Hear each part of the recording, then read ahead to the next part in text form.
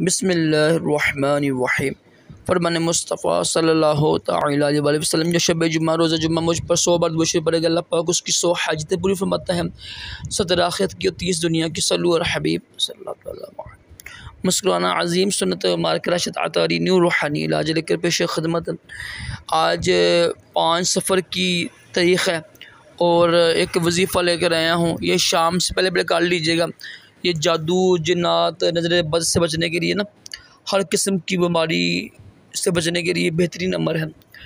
पानी में ना टप लें, उसमें पानी डाल के ना उसमें पाँव भिगो दें।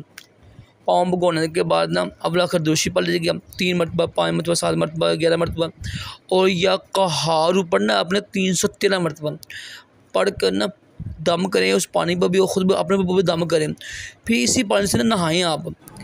फिर यही पानी जो है ना जिससे नहाए हैं ना आप, इसी पानी को आप जो घर की दीवारें हैं ना, घर की दीवारों पर इसको डालना है आपने। कोई शावर ले लेगा ना, शावर लेकर जो घर की दीवारें ना 4 कोने होते हैं उस पर डालें, छत पर डाल दें, तो इंशाल्लाह जादू जिन्नात से महफूज रहेंगे। घर में कोई बच्चा बीमार है, मिसाल कोई बच्चा बीमार है, कोई बड़ा बीमार है, वो भी इंशाल्लाह इस की बरकत से ठीक हो जाएगा इंशाल्लाह। और नज़र बद के लिए बेहतरीन ये अमल है, लाजमी कीजिएगा।